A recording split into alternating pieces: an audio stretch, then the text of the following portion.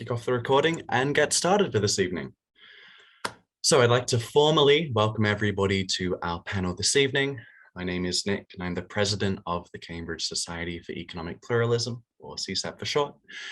We aim to examine pressing economic issues like poverty, inequality, and sustainability by drawing from a range of disciplines that broach humanities and the social sciences, as well as alternative schools of economic thought. And this evening, we'll be returning to a school of thought, both born and significantly, although I'll say not exclusively, developed in the city within which many of us reside, Cambridge, and England, to clarify, or the Cambridge that won the capital controversies. Now, I'll keep the introductions to a minimum, as I've set the speakers difficult enough of a task in condensing their comments to around 15 minutes. It's incredibly exciting to bring together speakers who've published seminal work, both the classical areas of post-Keynesian economics, including monetary and growth theory, as well as those pushing the boundaries of the field in new and important ecological and developmental directions. First of all, we have the esteemed Professor Marc Lavoie of the University of Ottawa, amongst whose publications are Post-Keynesian Economics, New Foundations, which is the standard textbook reference for students learning post-Keynesian theory. And secondly, with Wynne Godley, Monetary Economics, the foremost reference for stock flow consistent modeling. Next, we have Professor Jan Kriegel, the Director of Research at the Levy Economics Institute, and author of works including The Theory of Economic Growth and Theory of Capital, whose diverse expertise ranges from financial institutions to development. Next, we have Dr. Maria Nikolaidi, an associate professor in economics at the University of Greenwich, whose work takes on the important task of synthesizing post-Keynesian and ecological economics, analyzing the transition to sustainability outside of the tight neoclassical straitjacket. Finally, we have Dr. Florencia Medici, researcher at the National Council for Scientific and Technical Research and professor at the National University of Marino. Her work confronts perhaps the largest challenge of all, examining developmental issues with a regional focus on Latin America, drawing insight through a post-Keynesian lens. Now, after our opening remarks, we'll have a time for some Q&A, so please post questions in the chat, along with the intended recipients or the entire panel, if you prefer, which I will relay to our speakers.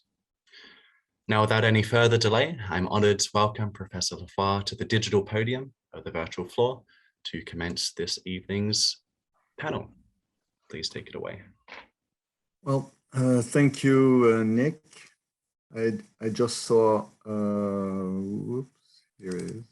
I just saw somebody asking if I was in Paris or in,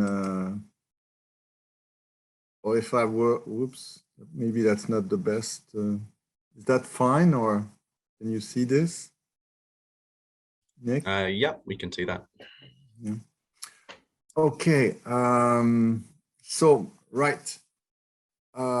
As you said, Post-Keynesian economics comes mainly from the University of Cambridge. So I've listed a few names who can be considered as the mothers or the fathers of post-Keynesian economics. Most of them dealing with real issues rather than monetary issues. The only exception perhaps is Wynne Godley.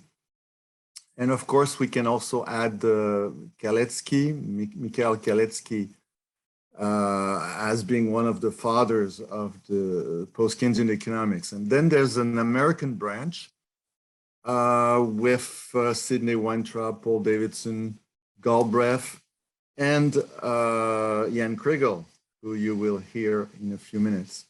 And we can also say that there is a French branch, which is called the French Regulation School, which has several common features with post-Keynesian economics. Post-Keynesian economics is part of heterodox schools of thought.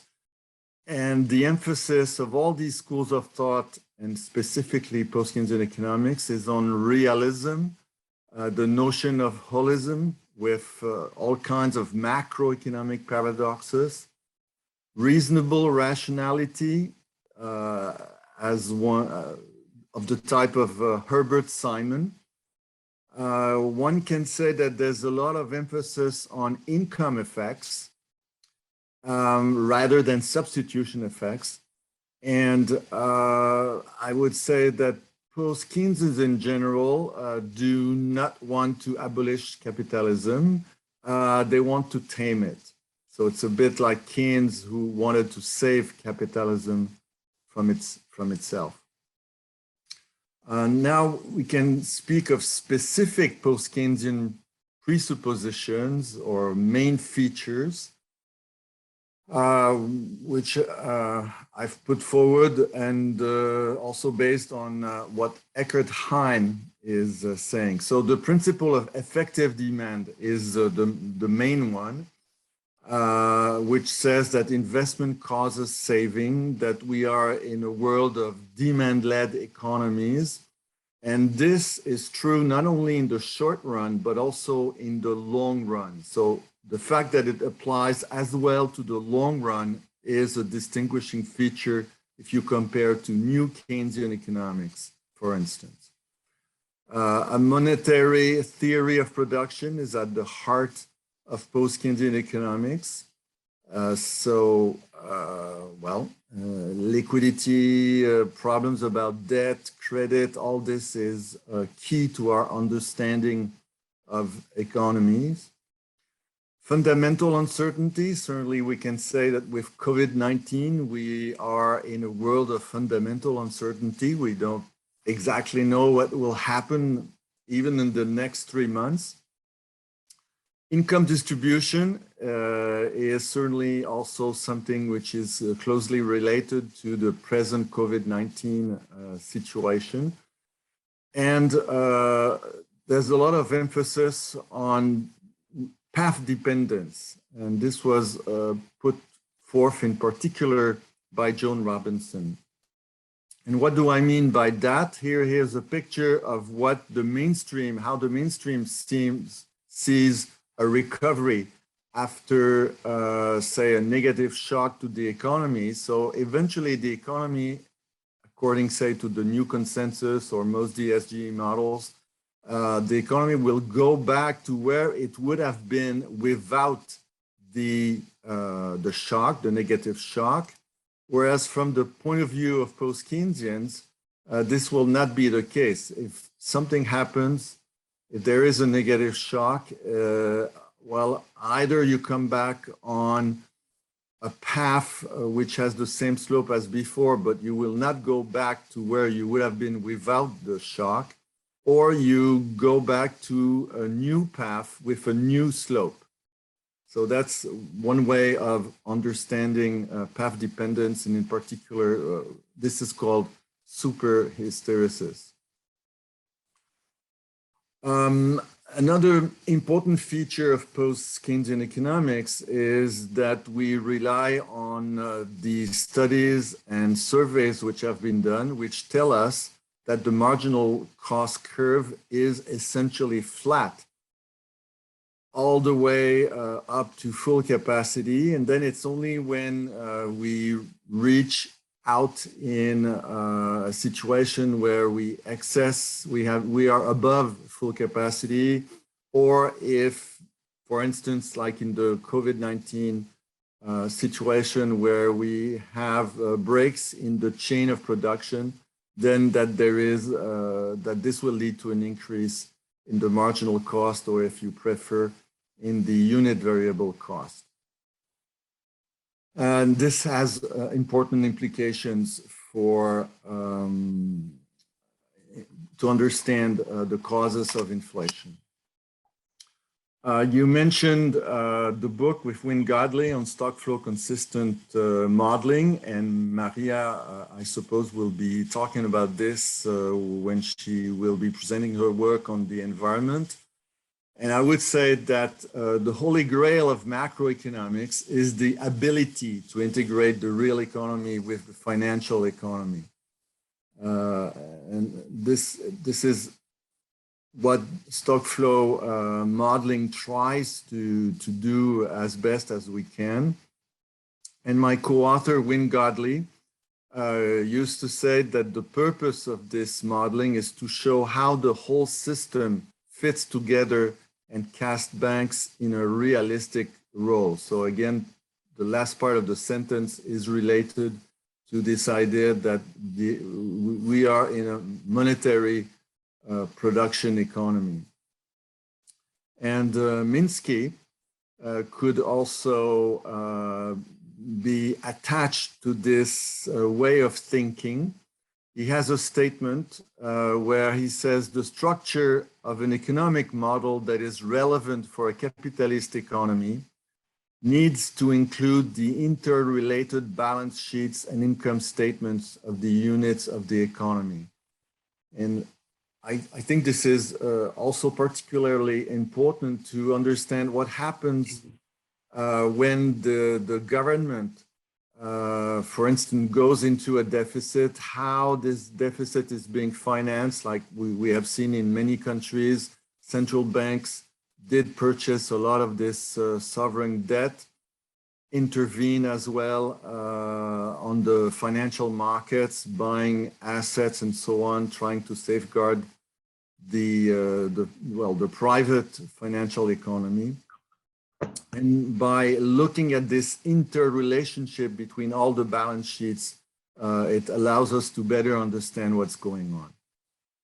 And finally, SFC models provide a link or fill the gap between short-run analysis and long-run analysis, because what happens in the short run is not necessarily what will happen to some variables in the long run. So that's also very important.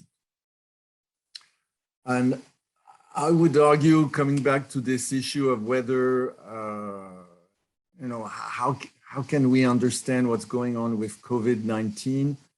I would say that post-Keynesian economics is well positioned or better positioned to understand that because it's better positioned to understand why large increases in the balance sheet of central banks is not necessarily conducive to higher increases in the stock of money or in the rate of inflation. This is one of the puzzles that has arisen ever since the 2008 financial crisis, or why large government deficits or large government debts did not lead to higher interest rates, also another question. Whereas before, everybody used to say that if you had large government deficits, then you necessarily had higher interest rates. Why countries whose foreign sovereign bonds are rated BB, like Greece, by rating agencies, have lower long-term interest rates than countries with AAA rating, like Canada. I mean, right now, the rate of interest on 10-year bonds of Greece are lower than those in Canada, and Canada is rated AAA. And finally, I'm going to talk a bit more in the next slide, why apparent increases in liquidity or in the cover of asset risk instead generate less liquidity and more financial instability. So this is part of the paradoxes. So here I have many of them, which are related to in fact, already to the financial crisis that we had in 2008, and perhaps related to what's going on right now. So many paradoxes, the paradox of tranquility, which is well known at least since 2008, the paradox of debt, where people or firms try to deleverage, but at the end they end up with higher leverage ratios. There's a couple of paradoxes of liquidity, which I mentioned. You think that you're creating more liquidity, but in fact, pretty soon this liquidity just evaporates, and these assets become illiquid. There's the paradox of risk, which I mentioned just before. That's the possibility of individual risk cover with mortgage-based securities or through credit default swaps. that in fact lead to more risk overall. And another one, which I discovered later, the paradox of degrading standards. Default rates, like in the United States around 2006, 2005, are low. But why are they low? It's because of the degradation of underwriting standards.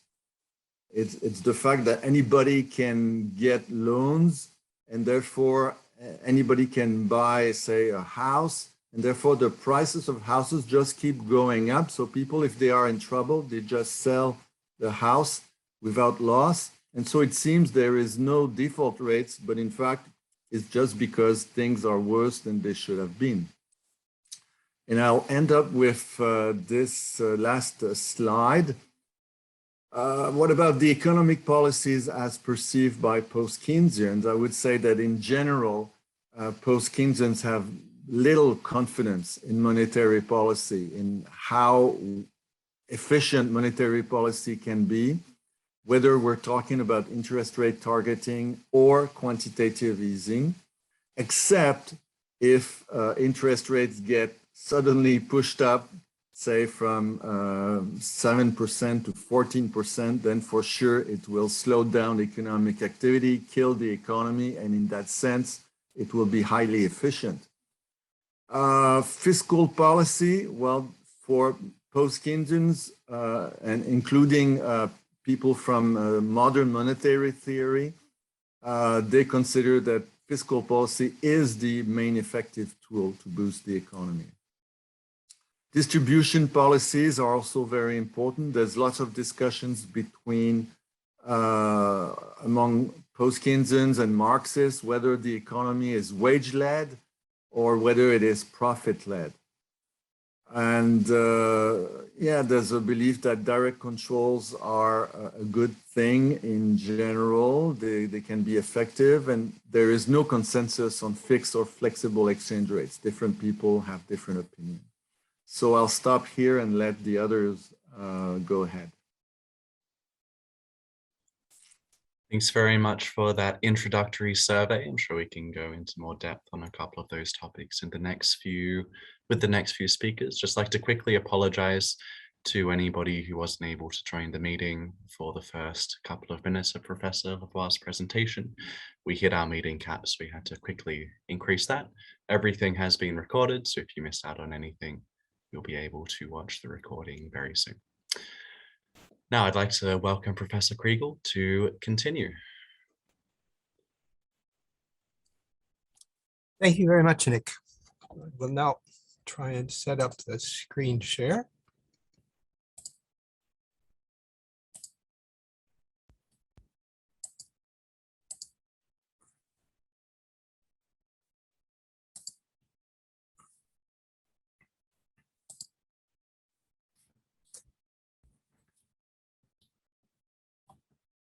Okay, it appears not to want to do that, so we'll just go straight through like this. Okay, I'm going to take a slightly different approach to the one that Marc has given. He sort of gives a survey of the terrain, and I'm going to go back and ask, where did the terrain start out? So we have, in the beginning, post-Keynesian theory was something that a whole lot of people looked at after the Second World War. In particular, I put forward here a book by Kenneth Kurihara, who was one of my teachers, interestingly enough, and was one of the first and most active post-Keynesians. Most people don't remember anything that Kurihara has done, but primarily his contribution was to mathematize effective demand and to extend it to other areas.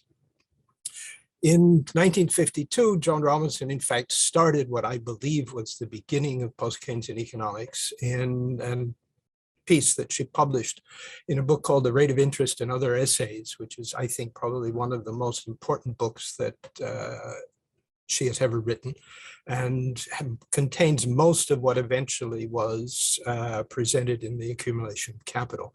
This was 1952, so it comes really very quickly after the war. Post-Keynesian economics, in a sense, became a thing became a thing when, and here I have to object to Marc placing me in the American branch, because most of my work in this area was done in England, and it was done under the tutelage of a series of supervisors that I had in Cambridge, including John Robinson and then Nicholas Calder for a short period.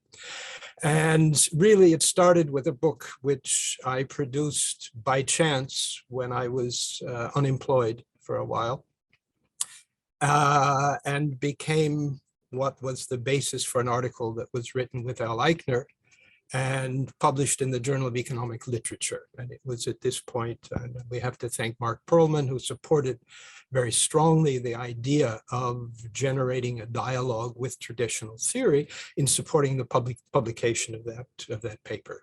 So basically, this business of post-Keynesian is something rather generic. It's always been around after the general theory.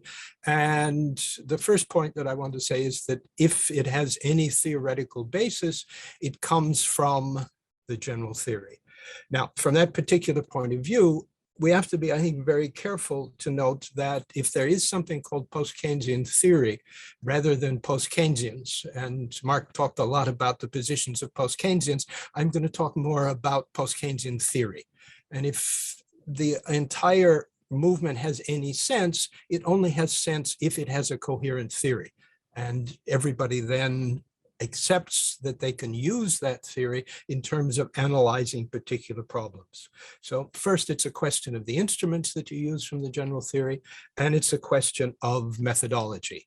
Methodology, which we have in two particular areas, one which comes from Keynes. I wrote in, I think it was 1976, a paper on Keynesian methodology. The Straffian methodology, I think, is very similar. The two of them change. Alessandro Roncaglia has written to a great deal about this methodological approach to the way we do theory. And I think these are very important things which in a sense have tend to have been forgotten in the recent developments of post-Keynesian theory. So if we look, where did it come from? And here, again, I can, as I say, having not been there at the beginning, but more or less at the development. And this is a quotation from Jones' 1952 piece. Keynes' general theory of employment is an application to the theory of output as a whole analysis developed by Marshall, the short period equilibrium of a particular industry. So the whole thing starts when Jones says, okay, what I want to do is to take what I consider Keynes' short period theory, apply it to the long period. This moves us from the level of output to capital accumulation. It moves us from steady state comparative statics versus Herodian dynamics. Jones preferred comparative statics. Herod had the idea of dynamics, which nobody really understood at the time he was doing it, and also included income distribution and growth. Why? Not because we were interested in income distribution per se, but because income distribution was an output of the investment decisions and the impact of investment on growth. So that income distribution, and we're talking now about functional income distribution, was something that was integrally related to this idea of moving to the long period. Jones persisted every time you would walk into a supervision, what determines the rate of profit? And if you couldn't answer that question, she'd send you away and say, come back next week, and then we'll decide what is going to determine, we're going to explain what determines the rate of profit. This is how we got eventually to capital theory and the production function. And Marshall then comes along with his, or sorry, Straffa comes along with his criticisms of Marshall, so that the capital theory debates emerge from this particular approach. And eventually, if we sit around long enough before she died, Jones got very, very disappointed in the way the growth theory and distribution theory analysis had developed. She wrote a paper called Spring Cleaning, which I still remember she circulated. I still have a copy with her notes on it, which brought back this idea of history versus equilibrium. She said, now we're done with theory, what we're going to do. The names we're looking at, clearly, this is Robinson, Calder, Kahn, Kalecki, Passanetti. All of these people who were in Cambridge when I was there in '68, they were all there, still teaching, still very active and working on this particular project. Now, the problem with that project was what? Well, the first is that it lost sight of something that was very important in the general theory: money and liquidity preference. Now, it hadn't disappeared. If you go back to the rate of interest book, Joan has a very excellent article in that book on the monetary aspects of the general theory. Richard Kahn in '54 publishes his notes on liquidity preference, which is a crucial piece in understanding Keynes' development in terms of his monetary theory. Calder and Kahn contribute to the Radcliffe report. This is again liquidity as the center of monetary policy. And then I've listed down here some fellow travelers: Weintraub, Rosias, Davidson, Minsky. These were the Americans, and the Americans who focused on monetary theory rather than, in the beginning, this particular framework that Joan thought she was working in terms of moving into the long period. Then in '56, and again, note the dates here, '56, Friedman publishes the studies in the quantity theory of money. Eventually, Harry Johnson produces the Monetarist Counter-Revolution. And what happens? Well, again, we lose liquidity preference. Nicky writes this response. First one is already in 1970, and then eventually the more popular one in '82. And these are what? These are responses, monetary responses to Friedman. It's in the framework of Friedman. And that's where we ended up with, first of all, endogenous money. Endogenous money, I would argue, has nothing to do with the general theory. It has nothing to do with liquidity preference. You have endogenous money only because Milton Friedman had an opposite position. So our opposition to Friedman was endogenous money. Then we had horizontalists and verticalists. I can still remember Basil Moore saying, well, you can get rid of liquidity preference because we have horizontal theory, which says that the short-term interest rate is fixed. If it's fixed, we don't need liquidity preference. You can simply throw it out. If you look, MMT does partially the same thing now. It says, okay, it's the government who decides all of this, and it's policy who decides all of this. So MMT is, in a sense, a reflection of this horizontalist position, which is, again, I would argue, a response in terms of monetary theory to the framework that Milton Friedman had created as being the dominant approach to economic policy. We can even find people who consider that money in the general theory was exogenous, when clearly it was impossible for the book to have any coherence if money had been in that particular area. So the argument is that what happened was that this framework of moving into the long period meant that we lost liquidity preference in money from the discussion within post-Keynesian theory. Now, if we look at what Keynes tells us about the general theory, he said the general theory was a long struggle to escape from what? From the quantity theory. And he also tells us that he does this why? Because the quantity theory is what? A quantity theory is an explanation of the price level. It's an explanation of pricing. But he tells us in the preface, he said, what my theory is going to do, my method of analyzing economic behavior of the present under the impact of changing ideas about the future, depends on the interaction of supply and demand and links up with our fundamental theory of value. Okay, we have here an explanation of what? Well, that thing which everybody said was missing in Keynesian theory, an explanation of prices, but it's at the center of the entire theory. Now, Keynes' definition of money, if we were worried about whether it was endogenous or exogenous, we go back to the treatise, and there Keynes quite clearly gives us a whole series of definitions of, and if you like, the definitions of what can be considered exogenous and what is endogenous. The point here, however, is that Keynes defines money as a dual proposition, a money of account and a means of settlement. Okay, monetary theory cannot advance without distinguishing these two. And these two is what Keynes calls in his definition, money proper and bank money as being the basis of the understanding of money. Now, liquidity preference is then what? Well, liquidity preference, if we look at it, is really a theory of asset prices. It has nothing to do with an elaboration of the demand for money function. The demand and supply of money, we find this in Hicks. We find it in a number of other ISLM representations, but for Keynes and eventually for Hugh Townsend, who wrote a series of very, very important articles, it would seem that it is essential to take liquidity into account in order to discuss any money prices. This is a point in which, after my training with Joan Robinson in steady state growth theory, Hyminski used to criticize me, and eventually he discovered that both of us accepted this idea that liquidity preference is a theory of asset prices. And in fact, it can not only be a theory of asset prices, it can also be a theory of prices of all goods in the system. Post-Keynesian theory does have a price theory. It doesn't need Kalecki. It doesn't need flat marginal cost curves. Eventually, those could result from this analysis, but it doesn't need to make this as a statement about the condition of the world. It makes this about a statement of the theory. Now, the last point is that if we look at Keynes' definition of interest rates, it's what? It's a price today against a price tomorrow, a spot forward swap. A spot forward swap is a theory of prices, and this is how interest rates become price theory. Okay.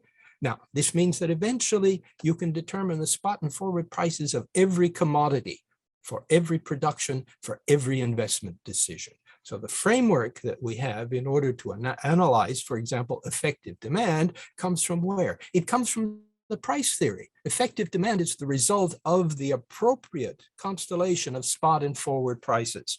And this also comes from a paper which was done at the Berer conference in Paris that put forward this idea that it was impossible to conceive of the multiplier or effective demand without also recognizing the importance of pricing and spot forward prices.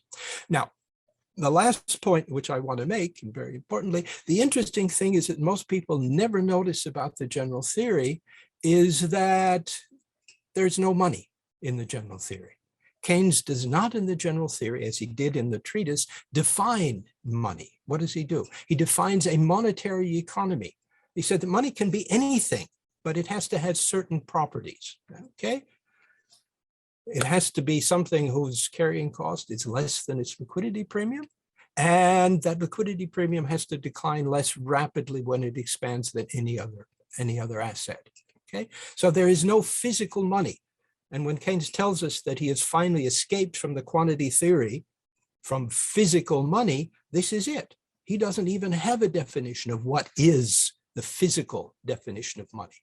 Now, the other interesting thing is that if you look at his clearing union proposal, the clearing union proposal does exactly the same thing. It simply uses a unit of account. If we look at Shoemaker's elaboration of Keynes' proposal, Schumpeter comes right out and says it. He says, it's interesting that we could run this system without any physical means of settlement. We don't need money. All you need is a notional unit of account and a bookkeeper or a clearinghouse. You can run your entire domestic and international financial system without ever having pieces of gold, without ever having coins, without having anything that the quantity theorists consider to be absolutely necessary. So we say this has been spelled out already in the treatise. Schumpeter took exactly the same position. Schumpeter says it would probably be better to start looking at a credit theory of money rather than a monetary theory of credit. What does it mean here? Well, if you think about monetary exchange, if you use physical units, okay, every exchange with a physical unit is a non-recourse transaction, okay? Once you've paid, it's over. You can't go back on it. A credit transaction is what? A credit transaction depends on somebody taking some action in the future. Now, if money is always a credit transaction, if you're always in a system in which you're producing for future delivery, then money can only be credit. And this is why Schumpeter says we should probably start out with credit. We can have money if we need it, but it's not necessary. This is a tradition which I've tried to document, goes back at least to John Law and James Stewart. You find it already in Adam Smith. And in the 18th, 19th, and 20th century, you have a number of authors who take this position against the quantity theory, that it is the idea of unit of account. So if you look at this idea of liquidity, basically the entire exposition in the general theory, the exposition of investment, of effective demand, of the movement of the system is all based on spot forward pricing. And that spot forward pricing is crucially influenced by the fact that certain assets have certain liquidity properties. And if you don't understand those liquidity properties, you can't understand the evolution of the system. So this is the way I would argue that if we're going to go forward, if we want a theoretical framework, that theoretical framework has to start from what Keynes believed in the general theory was the way to understand the evolution of what I've called the shifting equilibrium of the system. And it provides us with a method of analyzing various other properties. To throw out an example, if we think of crypto, okay, we have this problem of analyzing cryptocurrency. Think of liquidity, okay? With cryptocurrency, the idea is that this is going to be the same thing as gold. That is, when you have a transaction, that transaction is complete. But in fact, it's not. Why? Because the value of the cryptocurrency depends on the liquidity of the crypto. Does it have liquidity? No. The only liquidity it has is the possibility of selling it to someone else. And basically, as we know from Minsky, this is the definition usually of a Ponzi scheme. And this means that we can understand the evolution of crypto very easily by focusing not on the characteristics of the cryptography, but on the characteristics of liquidity. Okay, Nick, I'm sorry if I went over too far, but that's the story that I wanted to tell.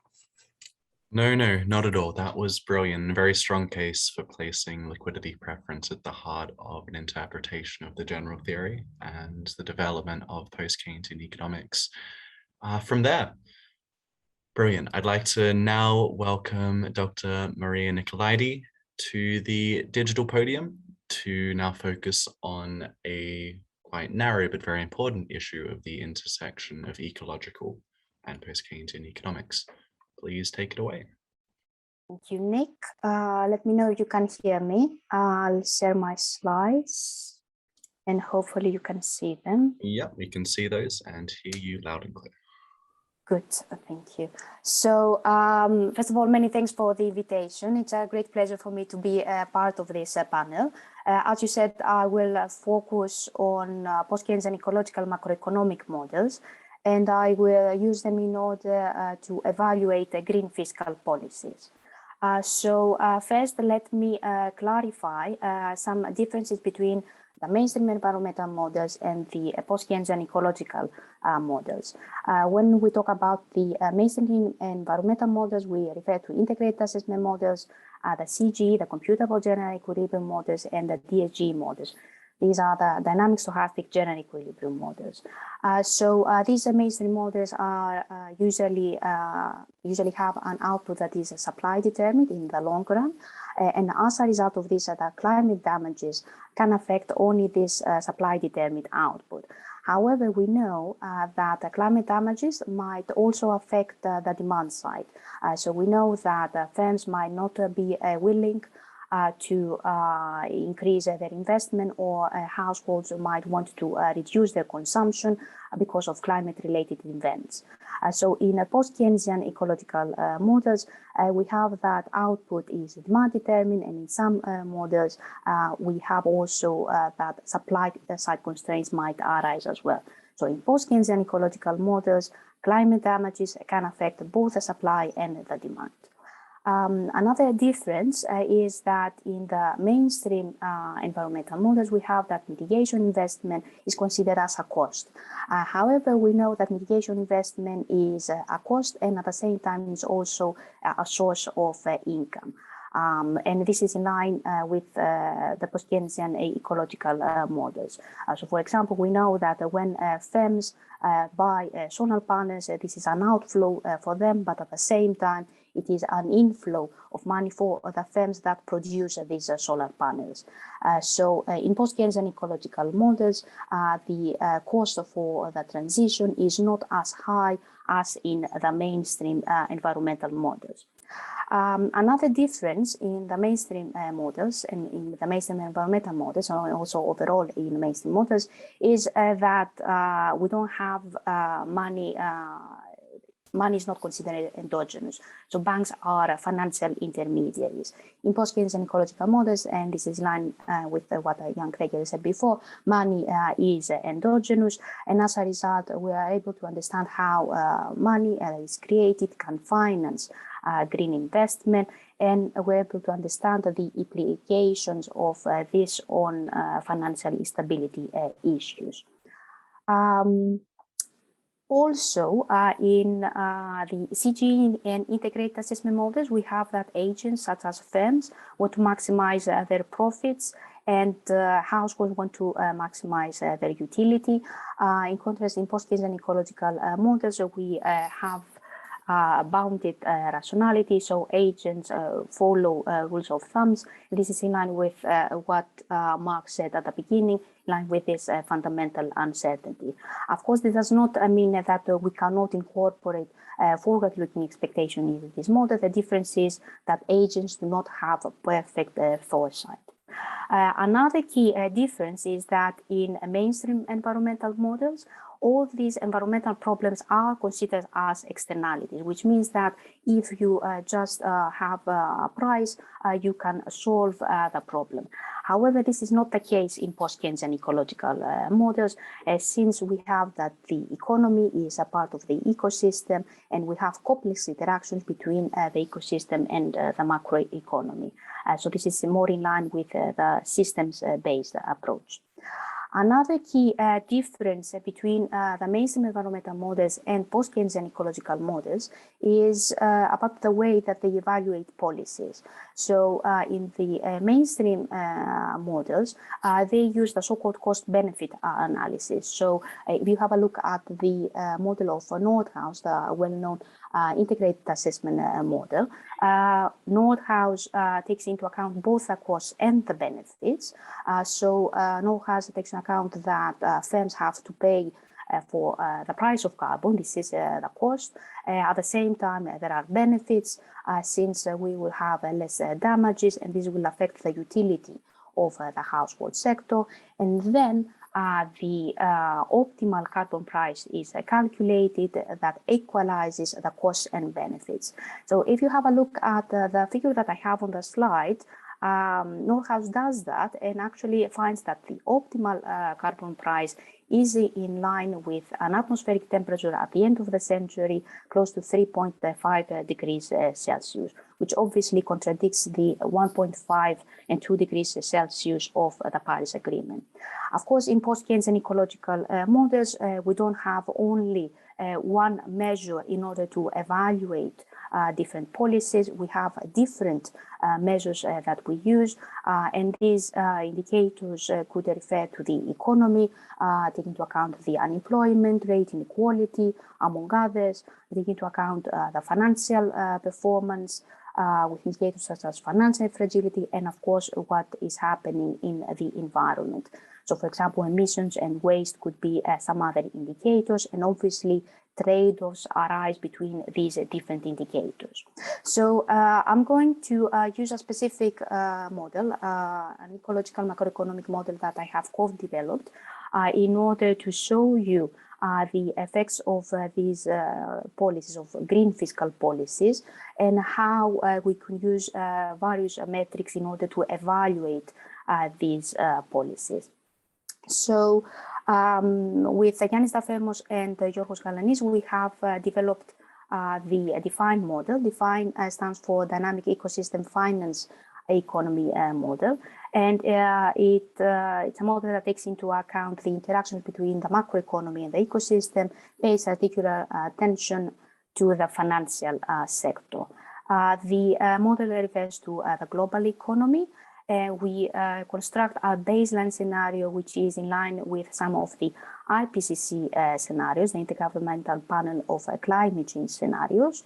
And then we have as an aim to investigate the effects of various policies. These include not only great fiscal policies, also financial policies, the growth policies as well.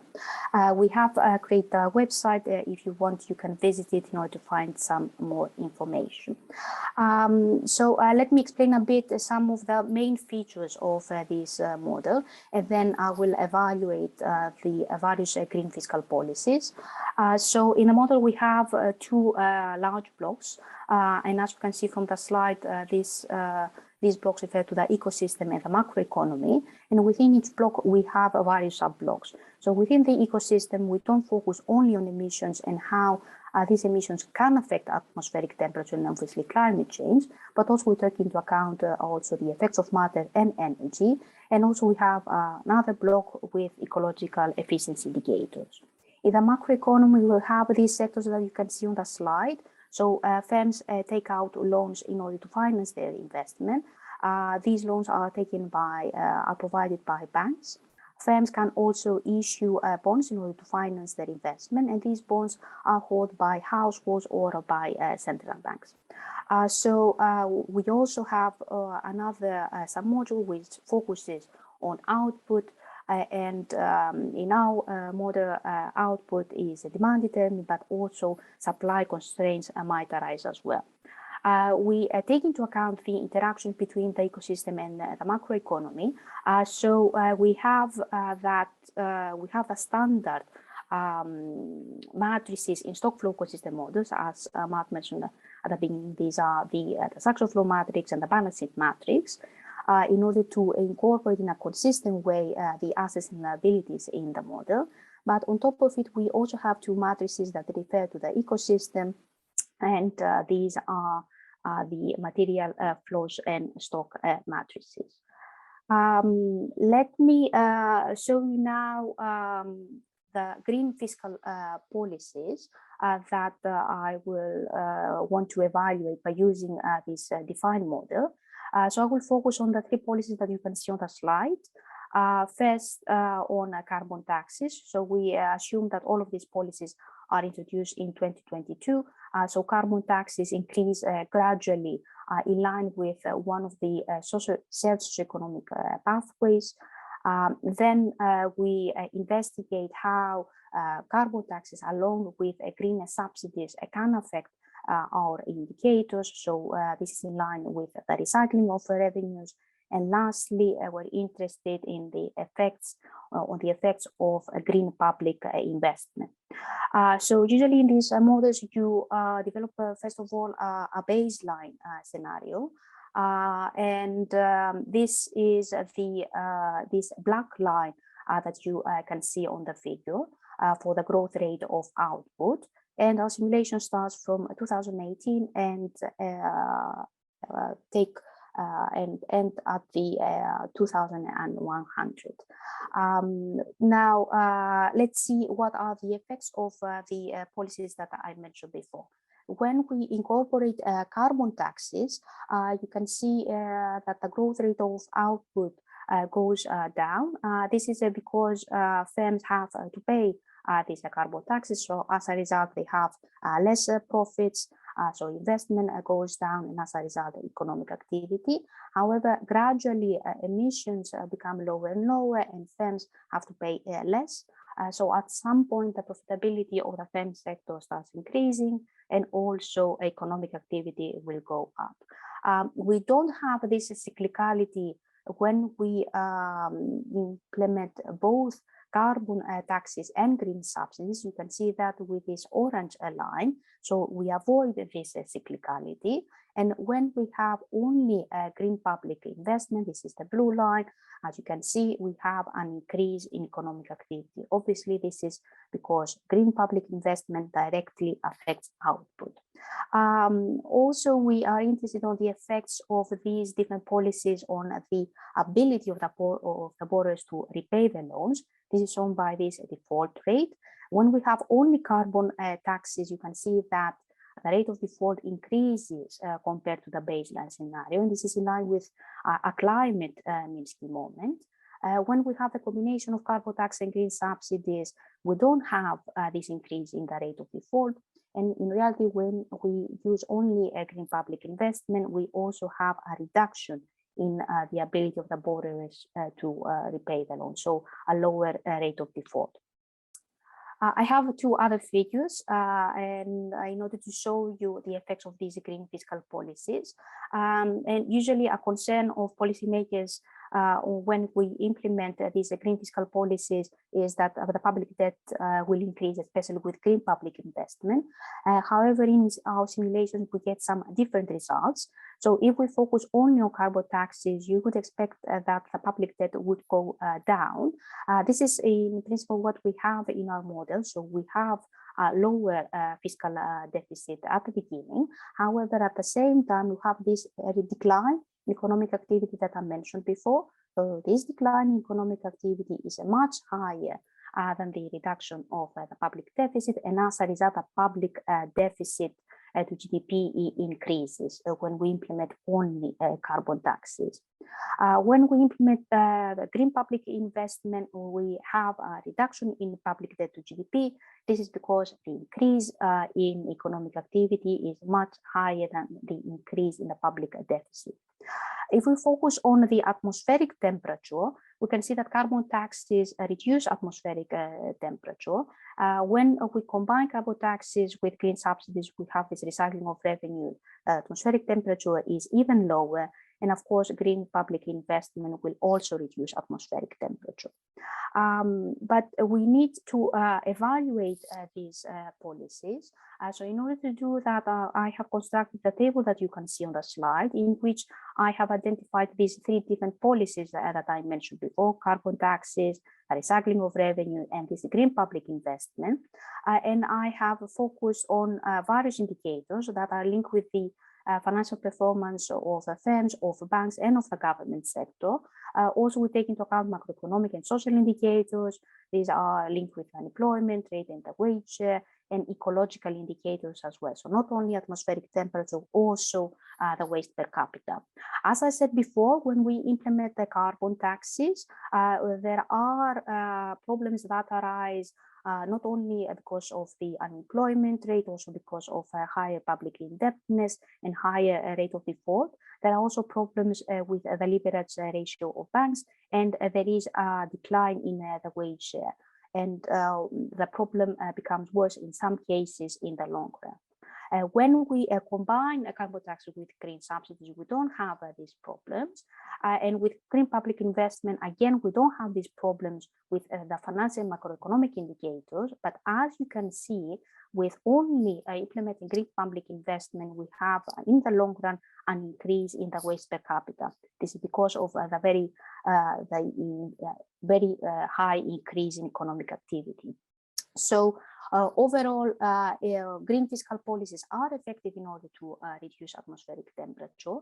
In our model, we don't focus only on green fiscal policies, also on green financial policies. And as Marc said, green monetary policies are not so effective as fiscal policies. We find something similar for green fiscal policies compared to green monetary policies.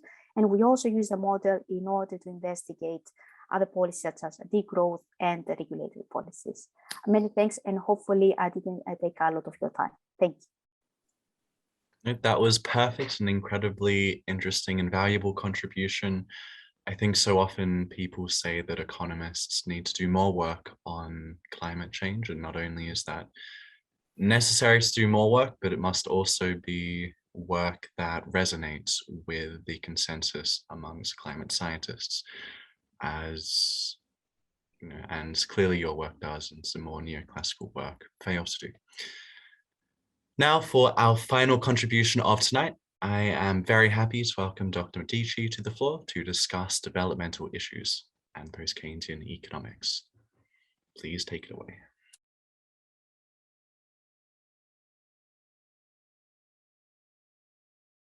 I think you might still be on mute.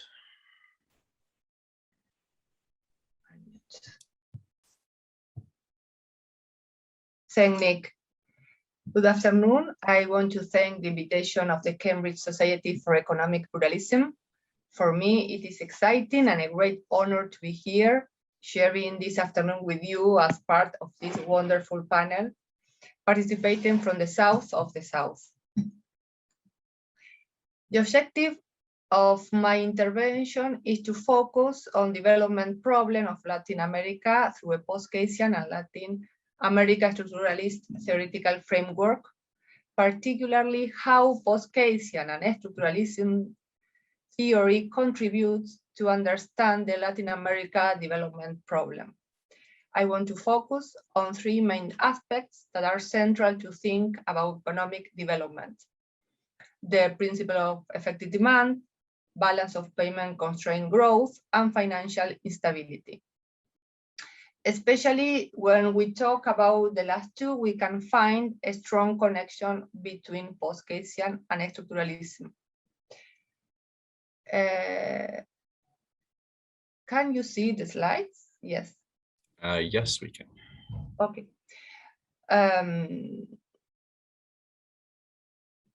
Well, in relation to the first point, the validity of effective demand in the long term is crucial. That is all the contribution based on Kalecki and Keynes.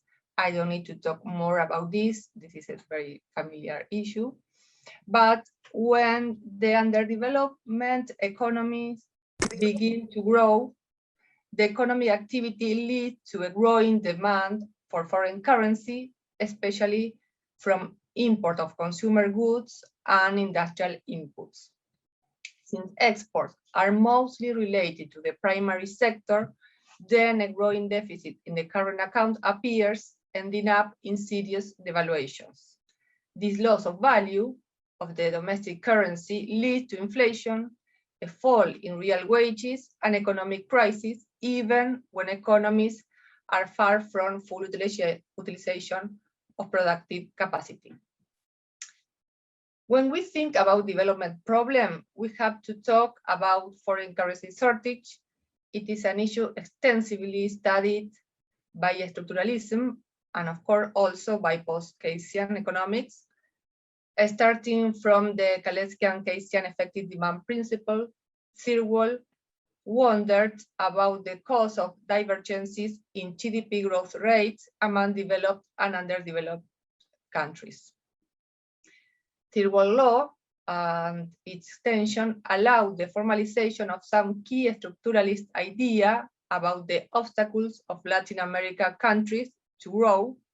In fact, the law had already been announced in the 50s in an ECLAC report when Raúl Prebisch was the executive secretary of the institution. And also in a very nice work by Octavio Rodriguez in 1977, in a footnote, we can find the law. You can see the both quotation on the screen.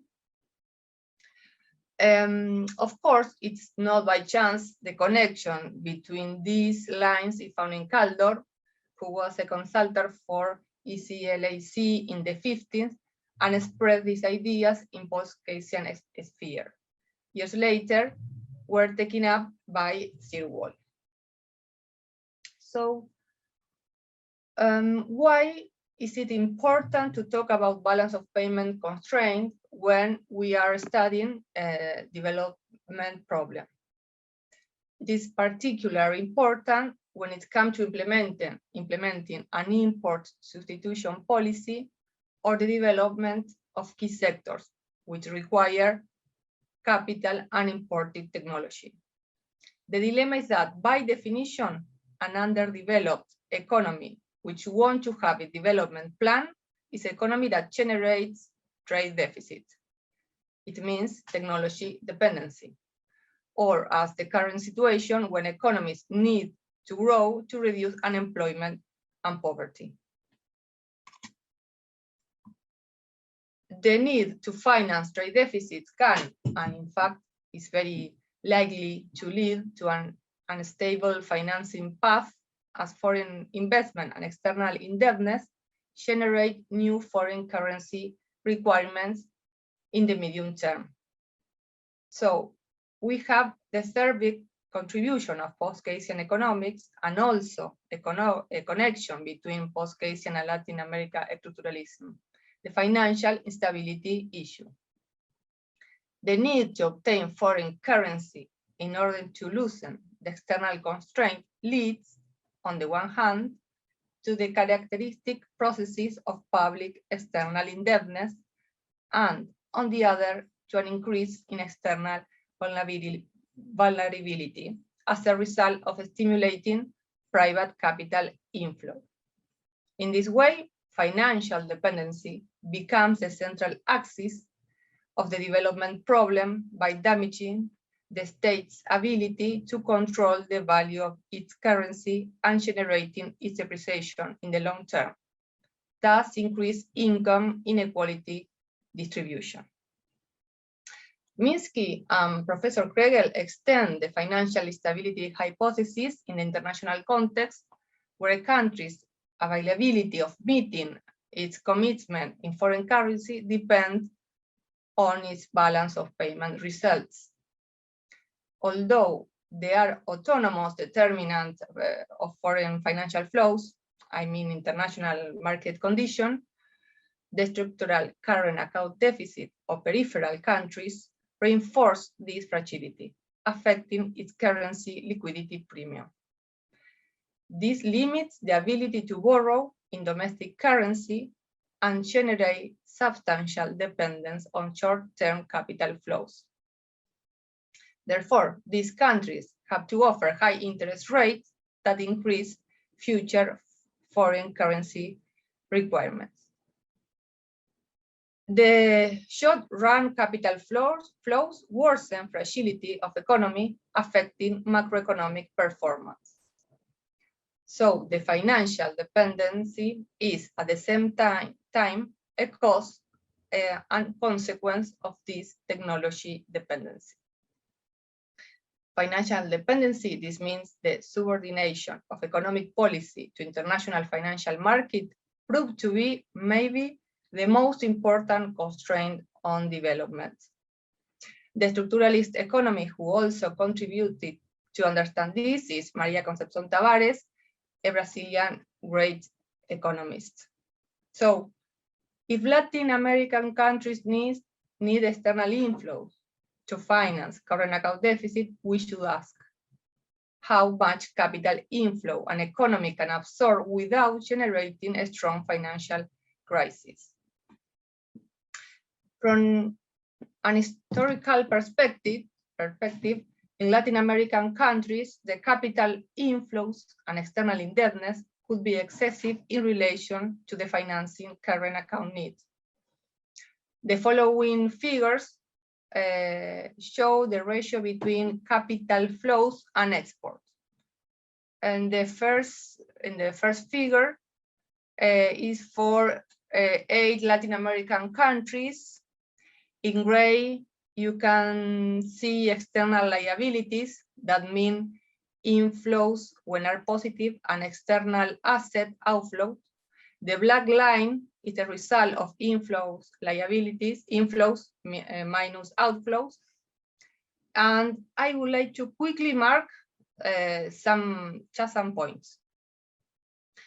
First point, we can see the 3 financial waves.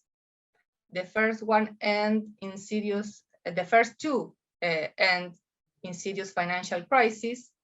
The first one in the figures ends with the Mexican default in 1982, which generated the lost decade in Latin America. And this is the 80s. And the second wave during the 90s, when foreign capital returned to Latin America.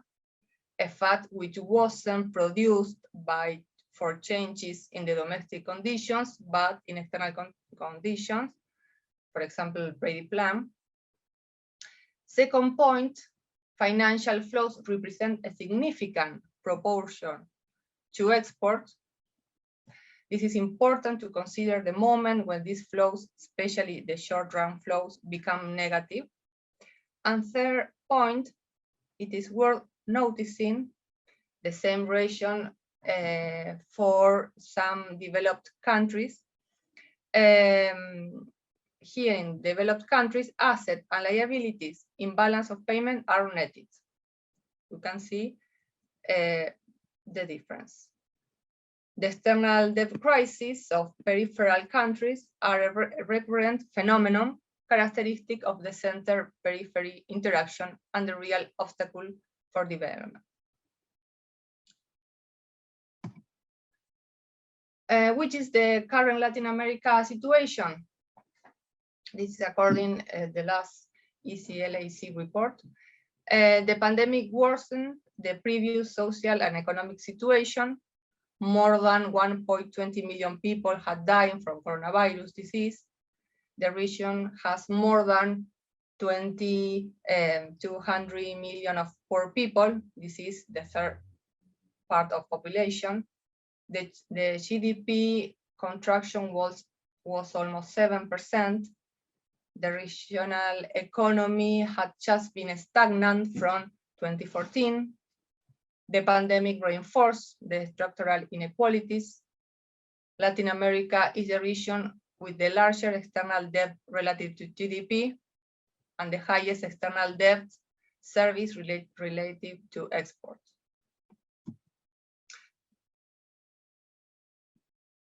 To conclude, how are these three elements from structuralism and post-Keynesian useful to think the current Latin America situation? Well, expansionary policies to grow, improve the health system, and meet social needs are urgent. Therefore, the growth rate and fiscal stimulus that Latin America needs to reduce poverty is clearly big enough. That means that Latin America will need external financing. So depending on the external situation of every country, we should evaluate the grade of autonomy. If the case is a context of financial dependency and shortage of external currency, like the Argentinian case, governments will be likely to subordinate their policies to the interest of creditor, who just demand measures that are contradictory to development and growth. And regarding international context, it is possible austerity policies come back. This is bad news for our exports, although we need to pay attention to China, which according to some author have replaced the US as the cyclical center. And any development program, I mean diversification of productive structure and technological innovation, must take into account the current technological global trend to search for new opportunity. To conclude, Post-Keynesian economics is an accurate framework also to study development problem. I strongly believe that Latin American structuralist ideas contribute to Post-Keynesian theory on this aim. So if you haven't explored this literature yet, I encourage you to read it. Thank you for your attention.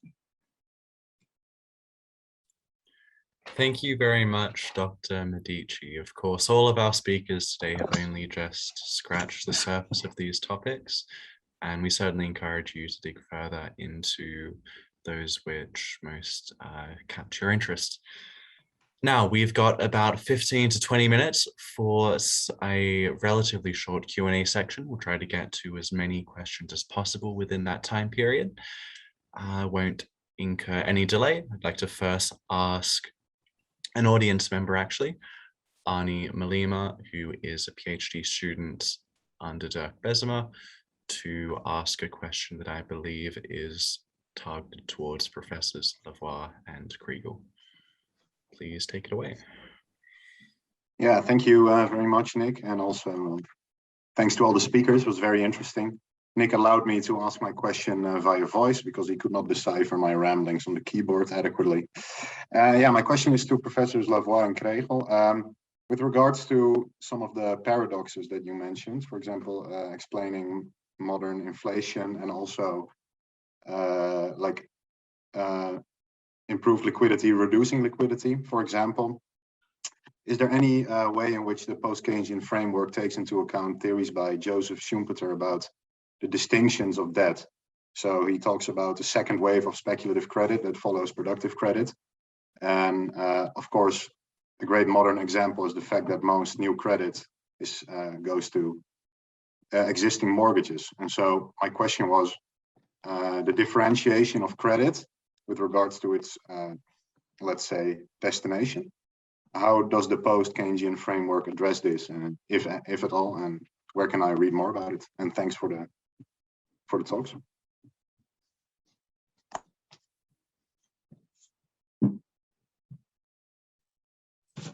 Well, it's a good question. It is true that in the past we have focused more on credit that was devoted to production as such.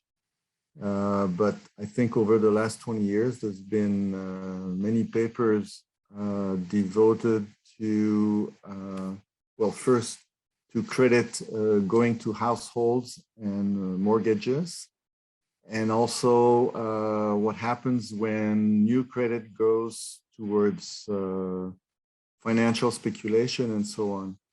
And yeah, I think that I mentioned stock flow consistent models, and I think these models can take into account this kind of credit going for speculation, going into asset inflation. So yeah, that's how I see it. Okay, Nick, can I just jump in here and? Yeah, of course. Please feel free to. Okay. But one of the difficulties here is the bad press that business cycles has received both in the traditional literature and also in a number of post-Keynesian authors. If you look at Minsky, basically we have this idea, I mean, it's become very popular now, talking about money manager capitalism and everything else. Minsky does have this whole series of what we could call stages or phases of capitalism, which he took directly from Schumpeter.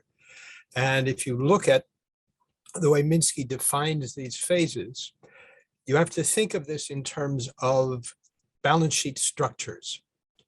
So that this Schumpeterian idea of the different ways in which the different types of production as capitalism evolves change are reflected in the changes in the balance sheets and the income statements.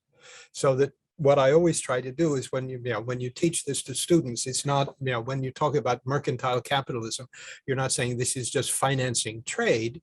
What you're saying is, what are the financial instruments that you're using in order to finance trade? Okay, you have bills of exchange, you have discount houses and things of that sort. So this is the idea that Minsky has behind these different phases of capitalism.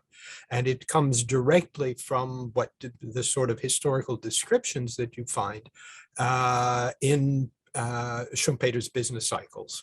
Now, Minsky was never very clear about identifying exactly what he takes from other authors. And it's very interesting to read these things consecutively. The other one that I would point out is Fisher. That is, if you look at Fisher's booms and depressions, you'll find that almost all of the terminology that Fisher uses in term booms and depressions, Minsky also uses in terms of his own theory. So that's where I would suggest that you want to look in order to find that Schumpeterian idea. Now, I will have to say that I do not know, aside from this particular approach to analyzing Minsky's specific stage theory or phase theory or whatever you want to talk about it, that it exists directly in the post-Keynesian literature. On the other hand, there is a certain amount of of this in terms of the people who look at technological change and technological surges and technological waves, and in terms of the technology that is financed. Thanks very much. Our next question. I would like to just let me ask Arne. You're a Dutchman, right? Yes, I am. Yeah. Okay. Where did you run into the well, basically Schumpeter and the business cycle? Well, I'm currently a PhD candidate under Professor Dirk Bezemer, and I came in contact with his courses, and I also read the books by Steve Keen, and that kind of opened my eyes to more heterodox schools of thought within economics. So I'm on that path now. So you're not in Groningen by chance? Amsterdam, but my PhD is in Amsterdam. Yeah. Okay. And thanks for the answer. All right, so the next question, we have a couple of questions very much at the intersection of developmental and financial questions. The first of those, related to cryptocurrency, without which an economics discussion would not be complete. So this is a question, again, that I think could be answered by both Professor Kriegel and Medici. Generally, what are the implications for El Salvador in having adopted Bitcoin as a legal tender? There's particular reference made to the problems of having the US dollar as a currency for developmental strategy, which connects to MMT notions of a loss of monetary sovereignty. So how do each of you see this as a potential benefit or perhaps limitation vis-a-vis financial instability for El Salvador? Florencia, you want to do that first, or you want to let me do that first? You have to unmute. You, please, of course. Okay. I don't know. The difficulty. Okay, if you look at the concept of monetary sovereignty, right? And we'll just keep it more or less for the moment. We'll keep this outside of crypto. Monetary systems, okay, in terms of clearinghouses, are only as good as the boundaries on those systems.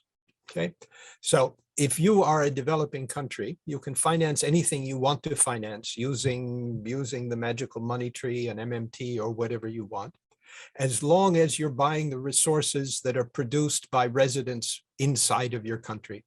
As soon as you go outside your borders, and this is something that Abba Lerner put very, very clearly when he talked about functional finance. As soon as you go outside the border, you need something else. You can't use your own debits and credits in order to buy stuff. Developing countries in general are trying to buy things outside of their national boundaries. So the question is, if you want to buy a, I don't know, electricity generating plant, or you want somebody to come in and put down a transportation system, the question is, can you do this with your own domestic currency, your sovereign currency, or do you need something else? And the answer is you always need something else. Why? Because it's going to generate a debit and credit across your international accounts, and you can only settle your international accounts with the currency of those people to which you have a debit. Now, the question is, does El Salvador adopting crypto allow it to do that? And the answer is no. So that's the very simple answer to whether or not you can finance your domestic development by simply adopting a cryptocurrency.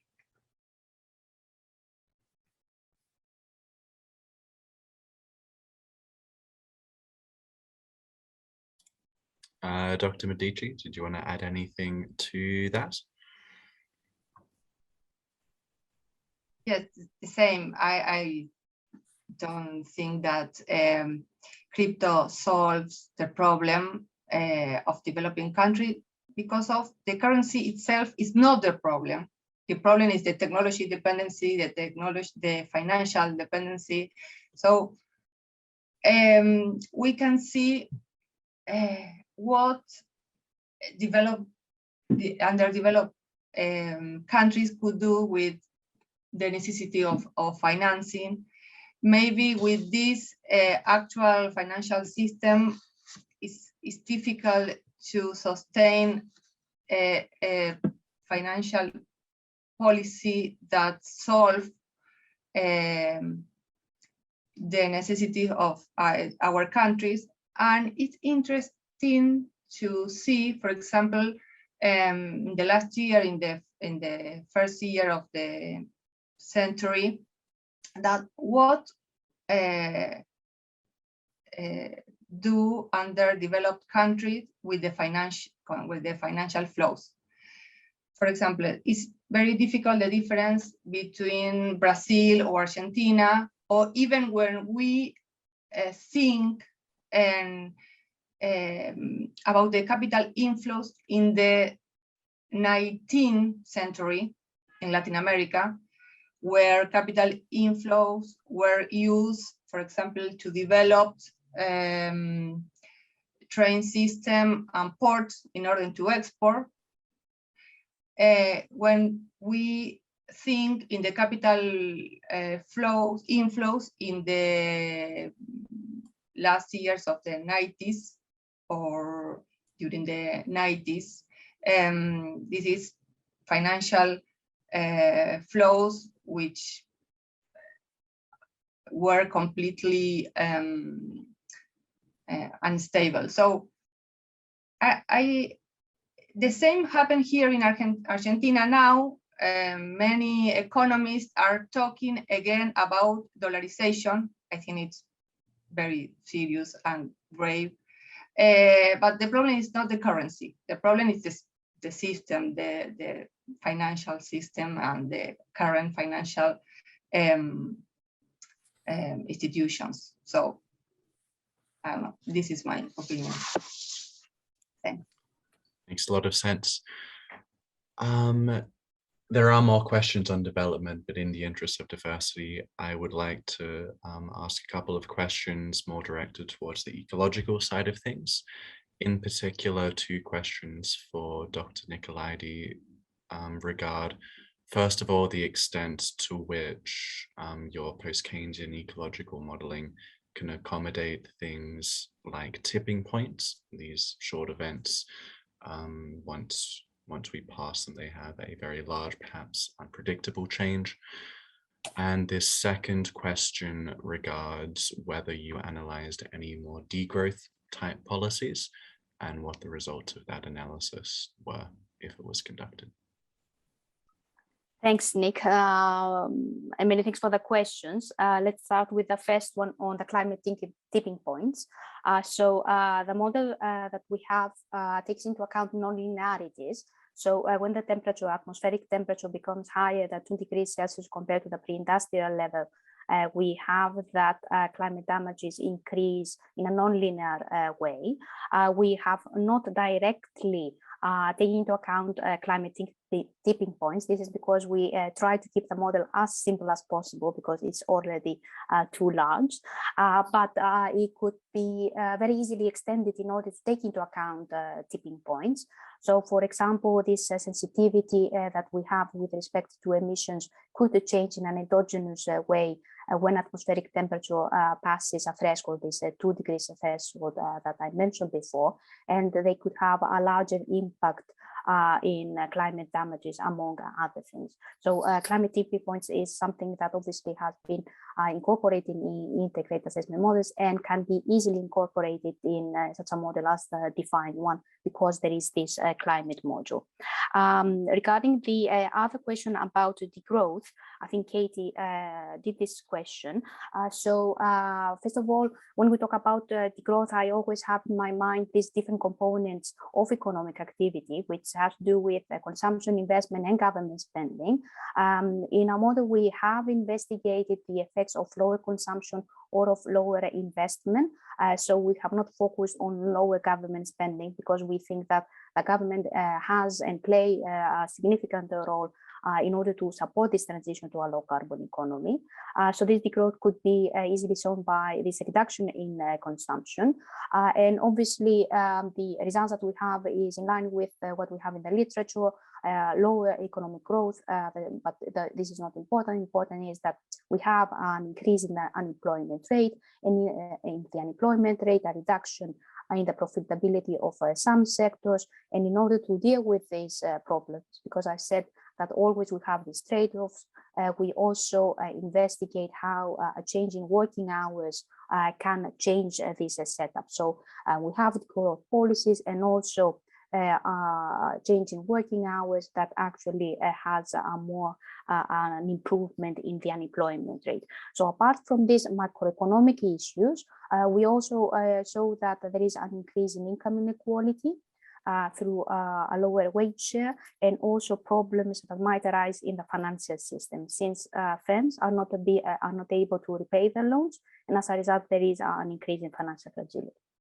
Thanks.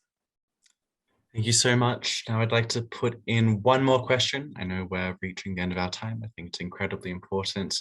This pertains both to ecological and to developmental economics. And this is particularly regarding how both of your analyses could be applied to looking at the types of policies to combat the effects of climate change in developing countries in particular. I think, Dr. Medici, you've touched on this implicitly when we're thinking about technological trends and financial instability, but I wonder if you had any particular comments to make, particularly in the wake of COP26 and the commitments, or perhaps lack thereof, that were made there. Yes, of course. So as I mentioned, the model that I have co-developed is a global one, but obviously we need to have these country-specific models, and there are many that have started developing ecological stock flow consistent models for specific countries. When we talk about developing countries, we need to incorporate the features of these developing countries. So obviously we need to take into account that these countries have the formal and informal sector in the labor market. We have different types of financial institutions.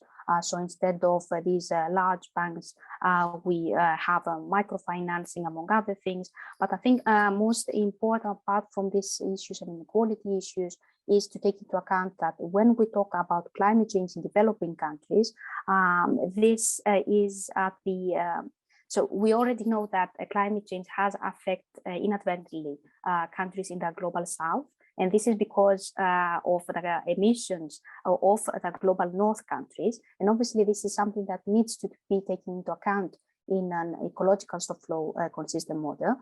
So I know that there are some people that are now investigating this interaction between the global north and the global south. And obviously the climate debt becomes important in such a context, because countries in the global north need to pay, need to finance, need to help to some extent the countries in the global south. And this is particularly important because it doesn't mean that all the policies that I mentioned in my model can be easily implemented in developing countries. So if you have a kind of a green fiscal policy in which just the government issues more debt, doesn't mean that investors are willing to buy this debt because of this monetary sovereignty issue. So these issues need to be taken into account in such a context. Then it would be very useful, to be honest, to do something like that. Sorry, I try to keep my answer as brief as possible.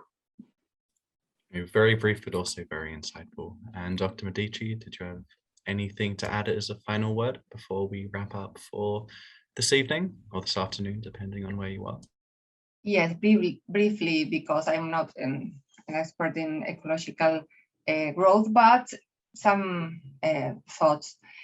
Unfortunately, if we have to think about increasing export in order to have a better macroeconomic performance, we need to increase investment in natural resources. So maybe the possibility is that foreign investment come to invest in natural resources, at least to loosen our external vulnerability. I am afraid that So we don't need more constraints on our growth. Maybe it's a personal opinion. Maybe economical agenda is made for developed countries, and our agenda is unfortunately more basic. We need to reduce poverty and to growth and to increase productivity in order to have a better ecological performance. But I think that this is our agenda, but well, just like that. Thank you. Indeed, very important to acknowledge the different problems and the hierarchy of problems that different countries across the world face. Unfortunately, we will have to leave it there for tonight. I know there are many more questions which we unfortunately don't have the time to get to, though I do encourage all of you to read further based on some of the resources you've been given tonight. Of course, we do have a recording if you'd like to play anything back, which we'll be emailing to everybody that's registered today. But apart from that, I would like to again just say a huge thanks to all of our speakers this evening. It was a really extraordinary array of insights into the history of the field, the current state of the field, its important applications. You know, when somebody says that economics isn't, you know, challenging or taking on the challenges of today, I think that can be true for some schools of thought, but certainly not for post-Keynesianism as a whole. So again, thank you for everybody coming this evening. Thanks again to our speakers. I've just dropped a link to CSEP's next event in the chat if you'd like to register for that. Hopefully we'll see you in a couple of weeks' time. Nick, if I can interrupt you, for those people who ask questions who didn't get answers, if you want to send me a mail, I will be happy to respond to those. So, I mean, I was trying to do it on the private response, but I didn't get through all of them. So anybody who has a question on the chat, if you want to just send it to me and I'll get back to you. Sure. Is there an email address that you could perhaps drop in the chat, or you could send to me and I can distribute afterwards? So you're just on mute now. Still on mute, Prof. Kriegel. There it goes. Kregel at levy.org. Brilliant. And with that, we will wrap it up for this evening. Thank you all very much for coming. Thanks to our speakers, and we hope to see you next time. Bye. Thank you.